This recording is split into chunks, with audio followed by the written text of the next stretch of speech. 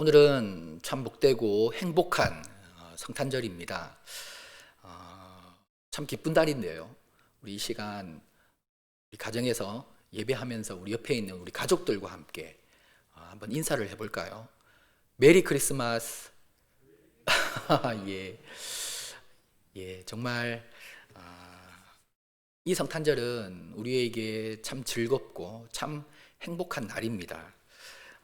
왜 성탄절이 우리에게 즐겁고 행복한 날인가? 그것은 하나님이신 예수님께서 우리에게 찾아오신 날이기 때문입니다. 그것을 흔히 성육신이라고 합니다. 성육신은 인카네이션이라고 하죠. 한번 요한복음 1장 14절 여러분 눈으로 확인해 보시면 함께 읽겠습니다. 자, 시작. 말씀이 육신이 되어 우리 가운데 거하심에. 그렇습니다. 예수님께서 우리와 똑같이 육신을 입고 이 땅에 오셨다는 것입니다. 육신을 입으셨다는 것입니다. 그래서 육신 안으로 오셨다라고 해서 인카네이션이라고 하고, 또 우리는 성육신이라고 표현을 합니다. 여기서 이 성자는 한자로 거룩할 성이 아닙니다. 이룰 성입니다. 육신을 이루시고 육신으로 오셨다라는 그런 의미일 것입니다. 성탄절이 우리에게 참된 기쁨이 되고 행복이 되는 이유는 바로 예수님께서 육신을 입고 나의 곁으로 찾아오셨기 때문에 성탄절은 정말 기쁜 날이고 행복한 날입니다. 예수님의 이 성육신을 좀 어떻게 우리가 좀 느낄 수 있을까? 저도 이제 옛날부터 많은 고민을 했었는데요.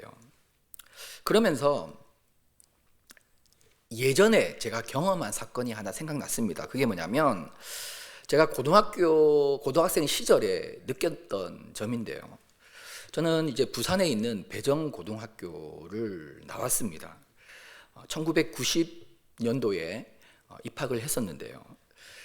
80년대 그리고 90년대 초반까지 이게 뭐 환경 오염에 대한 규제가 없었는지 이 환경이 굉장히 오염되었던 그 상황이었습니다. 제가 다녔던 학교 바로 앞에 이제 동천이라는 하천이 흘렀는데요. 이 동천은 저 부산 전포동 서면 쪽을 이제 거쳐서 이 자성대 앞 바다로 이제 흘러가는 천이었기 때문에 그 위에서 온갖 오물들, 오염된 그런 어떤 물들로 이렇게 넘쳐났습니다. 그래서 그 당시 기억에 의하면 그 하천 옆에 갈 수가 없었습니다. 너무나도 악취가 났고 그 하천물은 시커맸습니다. 그리고 온통 쓰레기로 둥둥 떠 있었고, 여러분 이 물이 오염이 심하니까 막 거품이 막 뽀글뽀글 막 위에 막 끼어 있었습니다. 그만큼 더럽고 오염된 물이었습니다. 냄새가 너무 악취가 심했습니다. 썩은 내가 진동하는 그런 물이었습니다. 그래서 저는 고등학생 시절에 그 동천 주변을 지나갈 때마다 다짐을 했습니다. 나는 무슨 일이 있어도 이 하천에 들어가지 않으리라. 혹 귀중한 무엇이 빠져도 결코 들어갈 생각조차 하지 않았습니다. 그때 우리에게는 이제 전설처럼 들려오는 이야기가 있었는데요. 그게 뭐냐면 어떤 만취한 아저씨가 실족해서 그 물에 빠졌는데 그 물이 너무 더러워서 이후에 죽게 되었다는, 살 수 없었다는 그런 이야기까지 들렸습니다. 그렇기 때문에 저는 그 시절에 이 물에 결코 들어가지 않으리라 몇 번을 다짐을 했었습니다. 그런데요, 이후에 이제 결혼을 하고 아이를 낳고 우연히 그 주변을 지나가는데 그 동천이 제 눈에 들어온 것입니다. 그러면서 문득 이전에 다짐했던 생각들이 떠오르면서, 만약에 지금 내 아이가 그때 그 더러운 물에 빠졌다라고 하면 나는 어떻게 할까? 이런 생각을 했는데요. 저는 주저하지 않고 제가 그렇게 죽어도 들어가지 않겠다라는 그 물에 제 만약에 아이가 빠졌다면 저는 풍덩 들어갈 것입니다. 여러분 그렇지 않습니까? 우리가 살아가는 이 세상은 어떤 세상인가? 제가 고등학생 때 경험했던 그 악취나고 오염된 동천, 그래서 우리는 똥천이라고 불렀는데요. 그 똥천보다 죄악으로 더 더럽고 죄악으로 더 악취가 풍기는 이곳이 바로 우리가 살아가는 세상입니다. 온갖 부정과 부패와 미움과 시기와 질투와 이심으로 가득 차서 이 죄악으로 썩을 대로 썩은 곳이 바로 우리가 살아가는 세상인 것입니다. 여러분, 죄가 없으신 거룩하신 정말 흠도 티도 없으신 그 하나님이신 예수님께서 이런 추한 세상으로 오신다는 것은 여러분 있을 수 없는 일입니다. 불가능한 일입니다. 제가 고등학교 때 그 똥천에 들어가는 것보다 더 불가능하고 더 있을 수 없는 일이 죄가 없으신 예수님께서 우리 곁으로 이 죄 많은 세상으로 들어오시는 것입니다. 그러나 이 불가능한 일이 일어난 것입니다. 예수님께서 이 죄악된 세상으로 풍덩 들어오신 것입니다. 왜요? 왜 예수님께서 이 죄악된 세상으로 풍덩 들어오셨습니까? 그것은 단 하나, 사랑 때문입니다. 저와 여러분을 사랑하시기 때문인 것입니다. 여러분, 이것이 바로 성육신입니다. 이것이 바로 성탄인 것입니다. 우리를 향한 이 하나님의 사랑, 이 예수님의 이 놀라운 은혜와 사랑에 우리는 감사하고 감격할 수 있고 기뻐하고 기뻐할 수 있는 저와 여러분이 될 수 있기를 바랍니다. 그렇습니다. 정말 우리는 이 성탄절에 기뻐하고 즐거워하고 행복해하는 자들이 되어야 합니다. 연말이라서 연휴라서 즐거워하는 것이 아니라 주님이 우리에게 오신 이 사실 하나만으로도 우리는 기뻐하고 행복해하는 자들이 되어야 합니다. 특별히 성탄절을 앞두고 제가 읽은 절기 설교들은 이전까지는 부목사였기 때문에 많이 안 해봤기 때문에 좀 절기 관련된 자료들, 또 설교집이라고 할까요? 그리고 이런 것들을 사서 읽어보기도 하고요. 그리고 특별히 이 성탄에 관련한 시들을 제가 굉장히 많이 읽었습니다. 다른 자료들은 별 도움이 안 되는데 이 성탄에 관련된 시들을 읽으니까 제가 많이 은혜가 되고 오히려 이 시들이 저에게 많은 도전을 주고 많은 도움을 줬습니다. 정말 성탄에 관련된 시들이 많더라고요. 그 중에서 제가 특별히 이제 감동 있게 읽은 시는 이혜인 씨의 시입니다. 이혜인 씨가 성탄에 관련된 시들을 굉장히 많이 기록했는데 그 중에서 이제 한 가지를 여러분 소개하도록 하겠습니다. 이혜인 씨가 지은 성탄 밤의 기도라는 시입니다. 낮게 더 낮게, 작게 더 작게 아기가 되신 하나님. 이게 산문시기 때문에 많이 줄였습니다. 죽음보다 강한 지극한 사랑 때문에 우리와 똑같은 인간의 모습을 지니시고 세상이라는 구유, 우리 마음이라는 구유 위에 아기로 누워 계신 작은 예수여. 진정 당신이 오시지 않으셨다면 우리에겐 아무런 희망도 없습니다. 기쁨도 없습니다. 평화도 없습니다. 구원도 없습니다.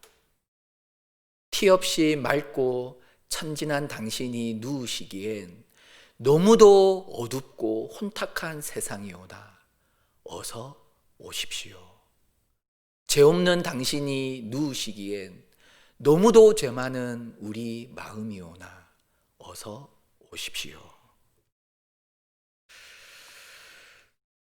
정말 우리가 흔히 예수님께서 마구간에 태어났다고 이야기를 하는데요.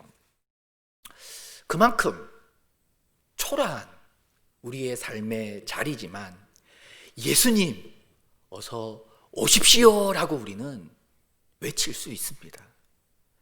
정말 지저분하고 더러운 우리의 마음이지만 그러나 예수님 어서 오시옵소서라고 우리는 고백할 수 있는 것입니다. 왜요?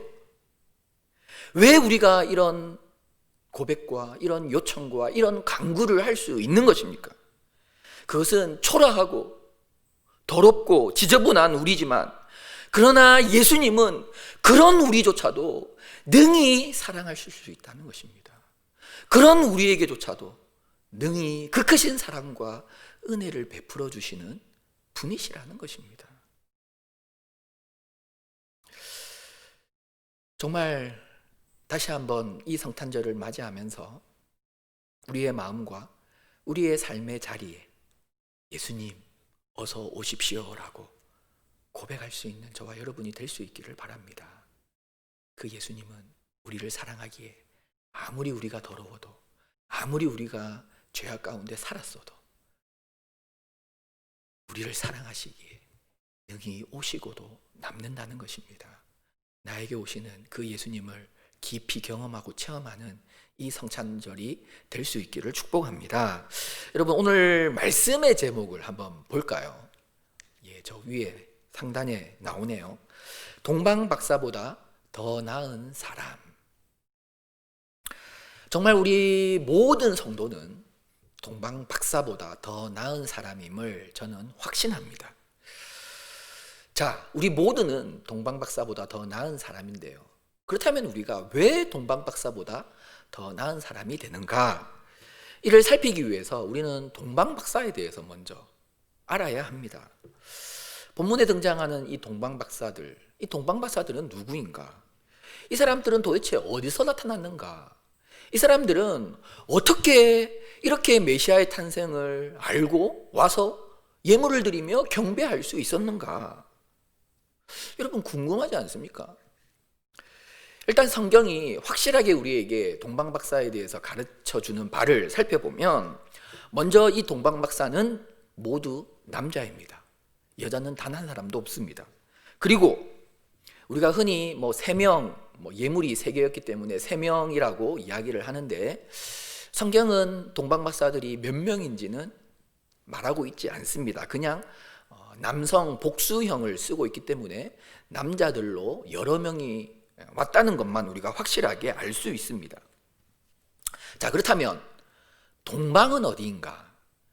성경이 말하는 동방은 티그리스 유프라테스 강 유역을 말합니다. 그래서 흔히 말하는 바벨론의 이제 발생지인데요. 그곳, 바벨론 제국이 발생했던 그곳이 바로 성경이 말하는 동방입니다. 자, 그렇다면 가장 궁금한 것, 이 동방박사들이 어떻게 예수님의 탄생을 알았을까? 메시아가 오심을 어떻게 알았을까?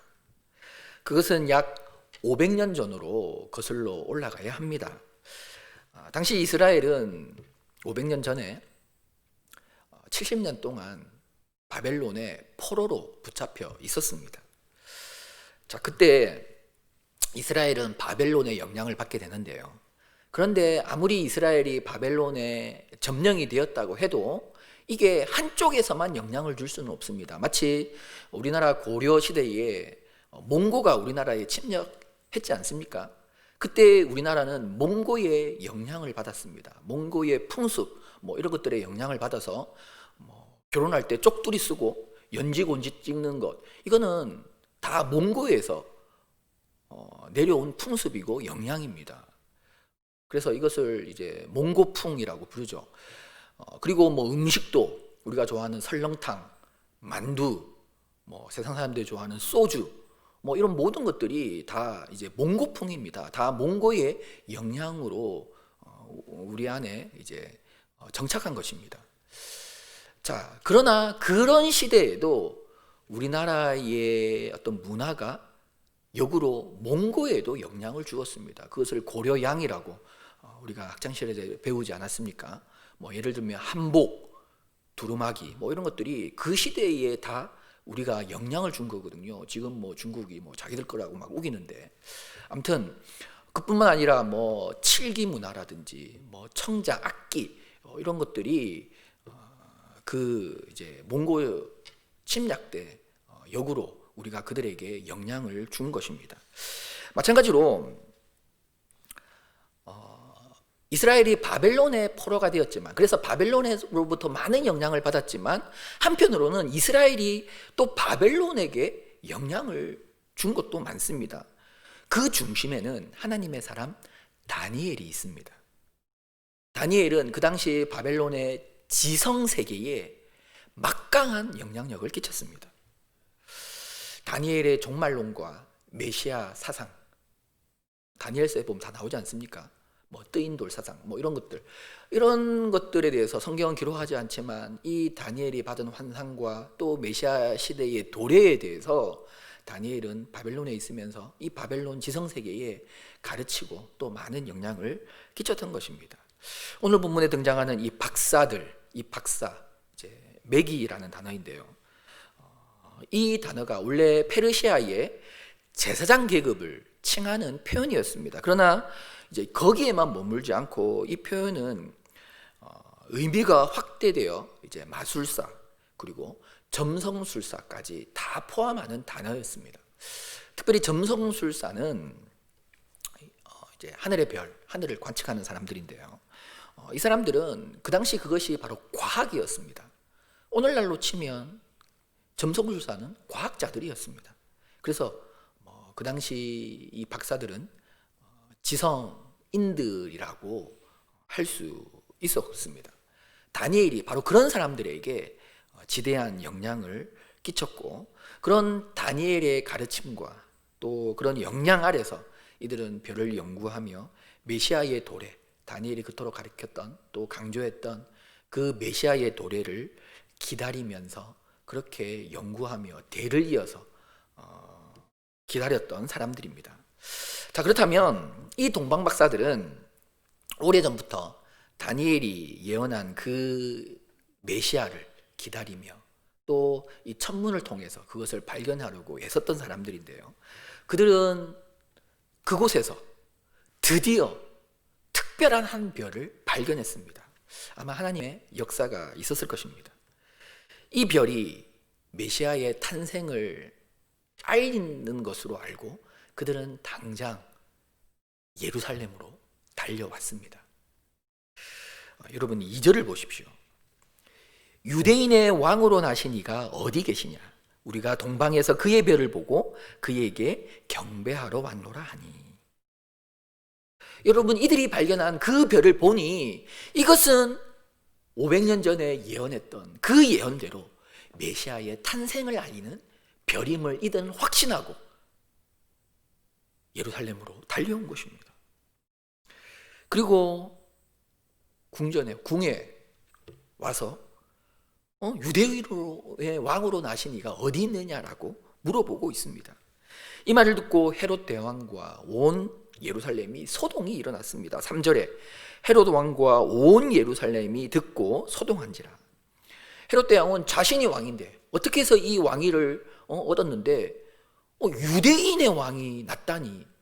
그래서 깜짝 놀랄 수밖에 없었습니다. 그래서 모든 대제사장들과 또 서기관들을 모아서 도대체 메시아 그리스도가 어디서 나겠느냐 알아봤습니다.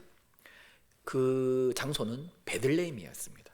그래서 박사들에게 베들레헴으로 가보게 했고, 너희들이 연구했던 대로, 너희들이 보았던 발견했던 그 별대로 진짜 메시아 유대인의 왕이 나셨다면 나에게도 알려다오. 나도 그에게 경배하겠다. 물론 죽이려고 하는 말이죠. 그렇게 이야기를 하고 이 박사들을 보냈습니다. 자, 그래서 이 박사들은 베들레헴으로 가기 위해서 이제 나왔는데요. 베들레헴으로 향하는데 9절을 여러분 보시면 바벨론에서 봤던 그 별이 나타난 것입니다. 박사들이 왕의 말을 듣고 갈새 동방에서 보던 그 별이 문득 앞서 인도하여 가다가 악이 있는 곳 위에 머물러 서 있는지라. 그 별이 자신들을 인도하는 것입니다. 그 별의 인도를 따라서 베들레헴으로 들어갔습니다. 그리고 한 집 위에서 그 별이 머무는 것입니다. 이것은 단번에 그 의미를 알았죠. 이 집에 예수님이 아니 메시아 왕이 계신다. 그래서 드디어 이들은 메시아를 만나게 되었습니다. 대를 이어서 500년 동안 기다려온 그 유대인의 왕 메시아를 만나게 되는 것입니다. 그런데 여기서 우리가 한 가지 생각해 볼 것이 있습니다. 사실 이들이 기대했고 이들이 예상했던 메시아 유대인의 왕은 어떤 모습일까요? 이들이 처음에 별을 발견하고 달려간 곳은 예루살렘 왕궁입니다. 왕궁으로 찾아갔다는 것은 이들의 기대와 이들의 예상은 메시아가 유대인의 왕이 왕의 혈통 속에서 왕의 신분으로서 이 땅에 왔을 거라고 그들은 생각했기 때문에 왕궁으로 찾아간 것입니다. 그래서 그 왕 앞에서 유대인의 왕으로 나신 이가 어디 계시냐라고 물어보았던 것입니다. 적어도 왕이 아니었다면 왕의 버금가는 그런 신분과 그런 영향력을 가진 집안에서 태어나서 아마 왕이 앞으로 되지 않을까, 이런 기대, 이런 생각을 이들은 했을 것입니다. 그런 기대 속에서, 그런 예상 속에서 별의 인도함 속에서 걸어가는데요. 그런데 그 별이 멈춘 곳은 어디였습니까? 왕궁은 당연히 아니었고, 신분이 높은 그런 어떤 귀족이 사는 호화로운 집도 아니었습니다. 별이 멈춘 집은 너무나도 초라하고 너무나도 형편없는 가난한 집이었습니다. 예수님이 누우신 곳이 구유라고 성경은 기록하고 있는데요. 당시 가난한 집은 사람이 사는 공간과 가축을 키우는 공간이 구분되어 있지 않았습니다. 한 지붕 아래 그렇게 같이 살았습니다. 성지순례 가보신 분들은 아마 그 현장들을 보셨을 건데요. 자, 그래서 한 지붕 안에 그냥 초라하고 너무 볼품없는 집입니다. 그냥 바닥에 단만 조금 차이가 있습니다. 높은 곳은 사람이 살고 낮은 곳은 우리를 쳐서 기른 혹 가축이 있다면 가축을 먹였던 것입니다. 그렇게 초라하고 정말 별 볼 일 없는 그런 집 위에 이 별이 머문 것입니다. 그들의 예상과 너무나도 빗나갔습니다. 자, 그런데 전혀 예상치 못한 상황이 펼쳐졌는데 이들의 반응이 어떠한가? 10절을 보면 그들이 별을 보고 매우 크게 기뻐하고 기뻐했다 라고 합니다. 얼마나 크게 기뻐했는지 강조하고 있습니다. 매우 크게 기뻐하고 또 기뻐했다. 그리고 11절에 보십시오. 그 초라한 집으로 기쁨으로 달려 들어가서 아기 예수님께 엎드려 경배하고 있습니다. 그리고 그들이 준비한 당대 최고의 가치 있는 예물을, 황금과 유향과 몰약을 드리고 있습니다. 여러분 보십시오. 박사들은 예수님의 모습, 예수님의 어떤 배경, 또 예수님의 신분, 이 모든 것들이 그들의 기대와 그들의 예상과는 전혀 달랐습니다. 그러나 이분이 메시아이고 유대인의 왕이시라는 이 사실 하나만으로도 그들은 크게 기뻐하고 크게 감격하고 그 앞에 엎드려 경배하고 있는 것입니다. 여러분, 이들의 입장에서 보면 그들이 500년 동안 그렇게 대를 이어서 연구하고 기다려오고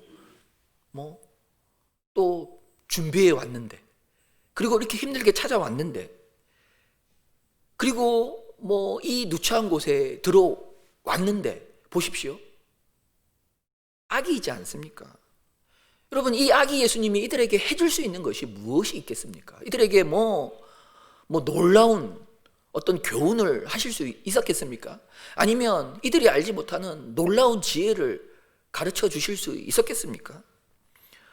아기 예수님이 이들에게 줄 수 있는 것은 그냥 방긋 웃는 미소밖에 없었을 것입니다. 아무것도 주어지지 않습니다. 이들의 기대와는 전혀 다른 상황입니다. 그러나 그냥 메시아가 나셨다는 이 사실, 유대인의 왕을 아련한다는 이 사실, 이 하나만으로도 그들은 기뻐하고 기뻐했으며 감사하고 감격했다는 말입니다. 사랑하는 성도 여러분, 오늘 우리는 이렇게 성탄절을 맞이하고 있고 또 이렇게 성탄절 감사 예배를 드리게 되었습니다.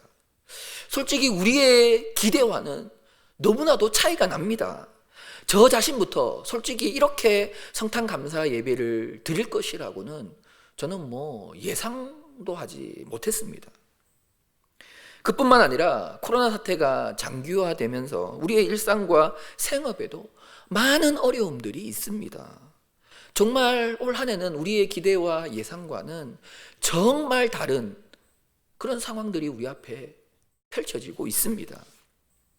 그러나 여러분, 아무리 우리의 기대와 예상과 다르다 할지라도 우리는 변함없이 예수님께 감사하고 감격하는 자가 되어야 합니다.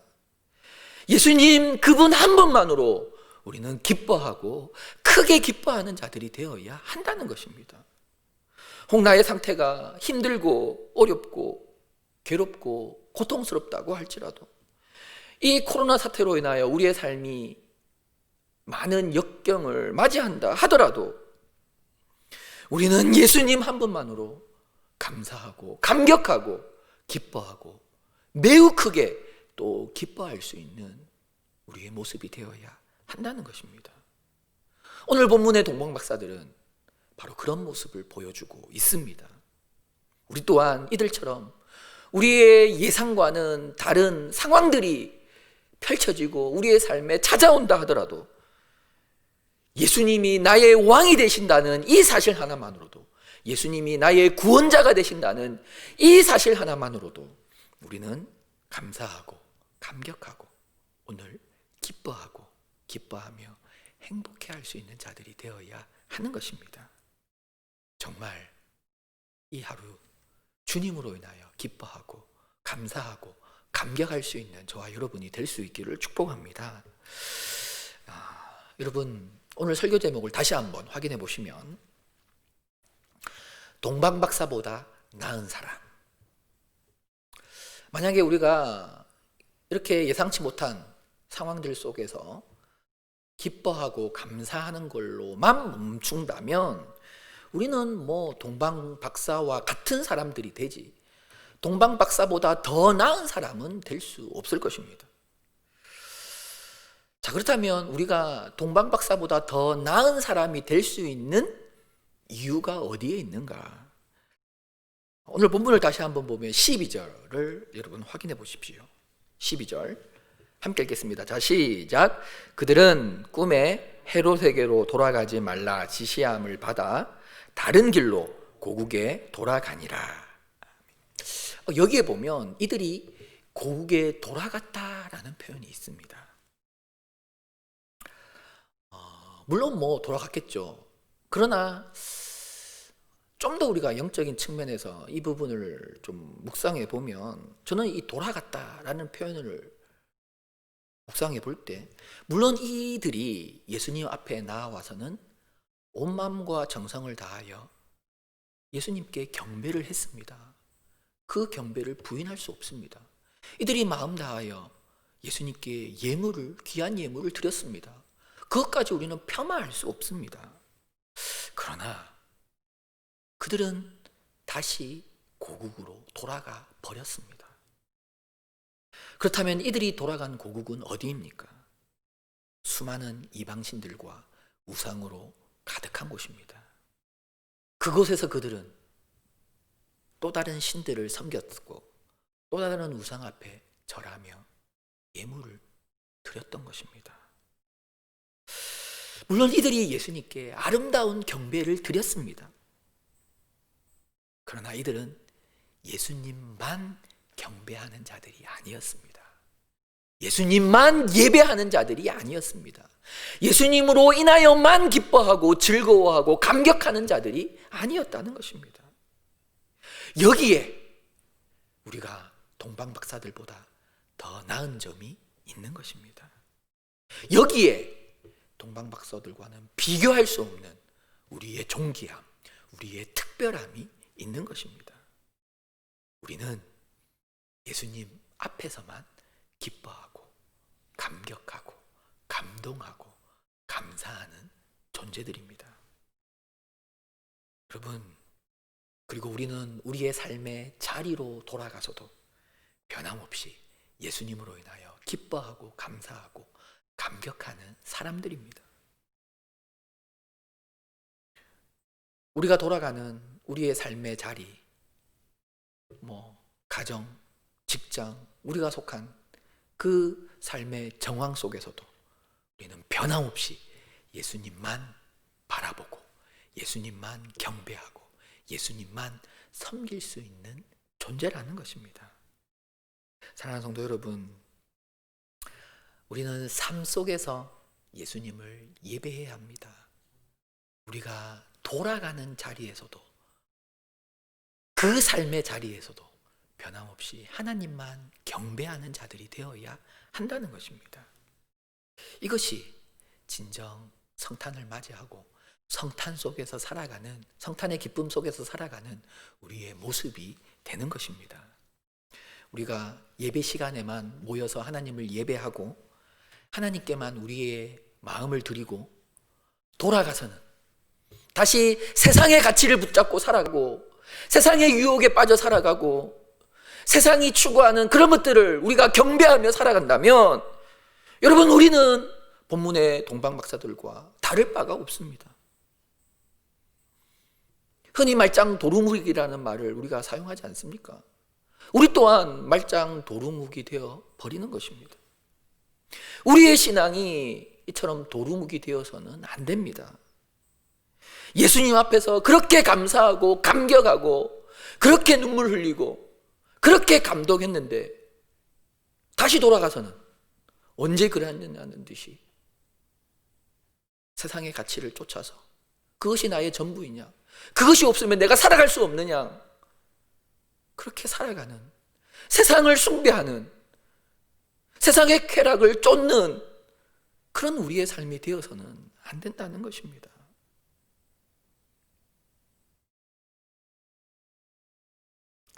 사랑하는 성도 여러분, 예수님께서 왜 우리처럼 되셨습니까?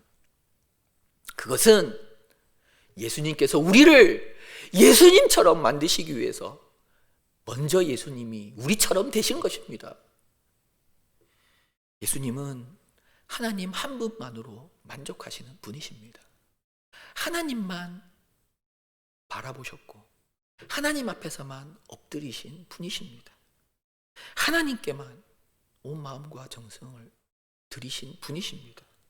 우리 또한 그 예수님을 닮아서 하나님만 예배하고 하나님만 바라보고 하나님 앞에서만 무릎 꿇고 하나님만 붙잡는 삶이 되어야 한다는 것입니다.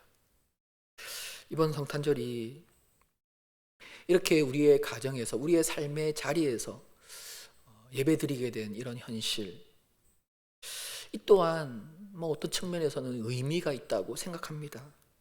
여러분들이 지금 예배하고 있는 그 자리, 그 현장, 여러분, 이곳이 진정한 예배의 현장이 되어야 합니다. 이곳에서 여러분들이 지금 예배하고 있는 그 가정의 현장, 여러분들이 속한 여러분들의 그 자리에서 여러분은 오직 하나님을 경배해야 합니다. 세상의 가치를 따라 세상의 가치에 휩쓸려 그것이 전부인 양 살아가는 우리의 삶의 현장이 아니라 그곳에서도 변함없이 예수님을 바라보고 예수님께만 감사하고 예수님만 바라보며 예배하며 경배하는 우리의 삶이 되어야 한다는 것입니다. 사랑하는 성도 여러분, 그것을 우리는 이 성탄절에 기억하고 반드시 이 성탄을 통해서 우리의 삶의 현장에서 다시 그 현장으로 돌아가 그 현장에 동화되어 살아가는 동방박사가 아니라 나의 돌아간 그 삶의 자리에서도 예수님께 경배하고 예수님을 나의 주인으로 모시고 왕으로 모시고 살아가는 우리의 삶이 되어야 한다는 것입니다. 사랑하는 성도 여러분, 앞서 살펴보았던 이혜인 시인의 시를 다시 한번 확인해 보면 예수님 티 없이 맑고 천진한 당신이 누우시기엔 너무도 어둡고 혼탁한 세상이오나 어서 오십시오. 예수님, 죄 없는 당신이 누우시기엔 너무도 죄 많은 우리의 마음이오나 우리의 삶의 자리오나 어서 오십시오. 여러분, 이 고백 속에서 우리의 삶의 자리에서 그 예수님을 왕으로 모시고 그 예수님을 바라보며 그 예수님만을 경배하며 그 예수님만을 따라가는, 그래서 우리의 삶의 자리가 진정한 임마누엘의 현장이 되는 이런 놀라운 은혜를 누리는 이번 성탄절을 될 수 있도록 반드시 그렇게 예수님을 모실 수 있는 저와 여러분의 또 삶의 자리가 될 수 있기를 축복합니다.